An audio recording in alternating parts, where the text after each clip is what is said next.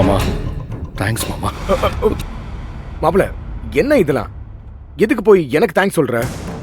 Company பொறுப்பை பார்த்துக்கிறது மட்டும் இல்லை மாமா, எனக்கு மாரல் சப்போர்ட்டாகவும் இருக்கீங்களா, அதுக்கு தான் நான் தேங்க்ஸ் சொன்னேன். அட என்ன விக்ரம் நீ, நானும் நீ வேற வேறையா சொல்லு.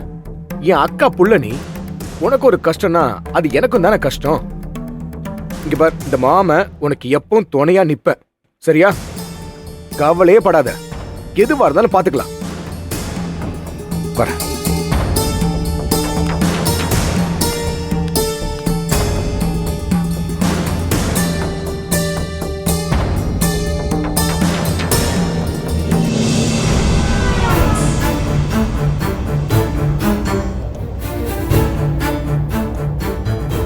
என்ன அப்படி பாக்குற?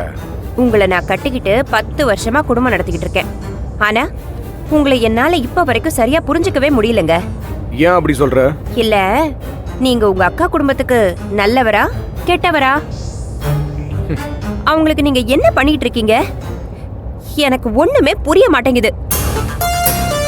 எதுக்கு விக்ரமோட ஆபீஸ்க்கு ஐடி ரைடு வர அளவுக்கு பண்ணீங்க? அதுக்கு பின்னாடி என்ன ஒரு சதி திட்டம் இருக்கு? ஏண்டி, இவ்வளவு நாள் என் கூட இருக்கியே, நான் ஒரு விஷயம் பண்ணா அதுக்கு பின்னாடி ஏதாவது ஒரு பெரிய காரணம் இருக்குன்னு உனக்கு தெரியாதா? அந்த காரணம் தான் என்னன்னு தெரியாம உங்ககிட்ட கேட்டுட்டு இருக்கேன். இத பாரு, விக்ரம் இருக்கான்ல, அவன் கம்பெனி பிசினஸ் இதுலலாம் அவன் பெருசா இன்ட்ரெஸ்ட் காட்ட மாட்டான். அவன் எப்ப பார்த்தாலும் கவின் கவின்னு அவன் புள்ள பின்னாடி சுத்திக்கிட்டு இருக்கான். என் அக்கா விக்ரமுக்கு 2வது கல்யாணம் பண்ணி வைக்கிறதுல பிஸியா இருக்கா. ஒட்டுமொத்த கம்பெனியோட கணக்கு வழக்கு எல்லாத்தையும் நான் தான் மேனேஜ் பண்றேன். என் அக்கா தெய்வானைக்கு மிகப்பெரிய நம்பிக்கை என் மேல. தம்பி பொறுப்பா எல்லாத்தையும் பார்த்துப்பான்னு. ஆனா அந்த கேப்லலாம் நான் இங்க சில கையாடல் பண்ணி பணத்தெல்லாம் சேர்த்து வச்சுக்கிட்டு இருக்கேன். என்னங்க சொல்றீங்க? பணத்தை எங்க சேர்த்து வைக்கிறீங்க? என்ன, எனக்கு தெரியாம ஏதாவது செட்டப் கிட்டப் வச்சிருக்கீங்களா? பைத்தியக்காரி, பணத்தை சேர்த்து வைக்கிறதுனா செட்டப்னு அர்த்தம் இல்ல. பேங்க்ல எடுத்து போட்டு வச்சிருக்கேன்டி. ஏன்னா மொத்த சொத்தையும் என் அக்காவே ஆண்டு அனுபவிச்சுக்கிட்டு இருக்கா. அப்போ நான் என்ன சொம்பையா? நேரா போய் அக்கா நீ எனக்கு கொடுக்க வேண்டிய ஷேரை கொடுன்னு கேட்டா என் அக்கா எனக்கு பிரிச்சு எதையுமே கொடுக்க மாட்டா.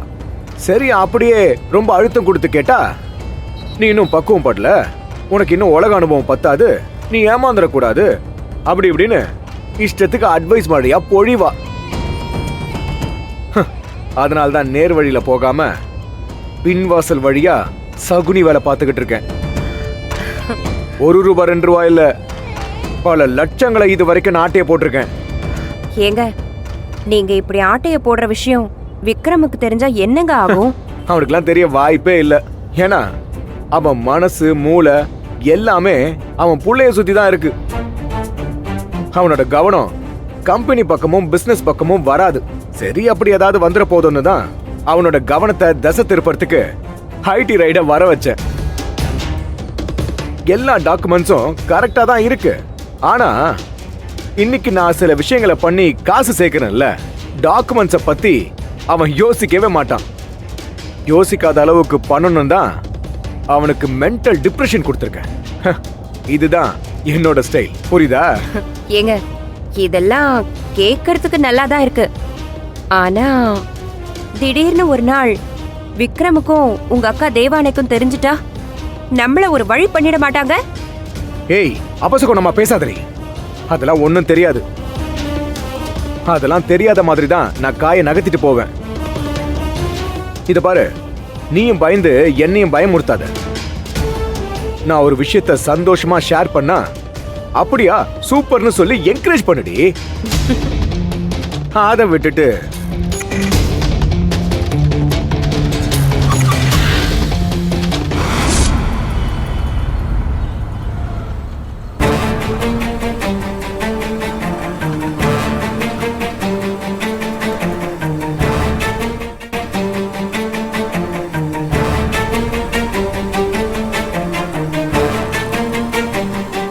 ஏங்க, என்னாச்சு? ஏன் ஒரு மாதிரி இருக்கீங்க? ஏய், அது விஜி தானே? எங்கங்க? யார சொல்றீங்க? அதோ அங்க பாரு.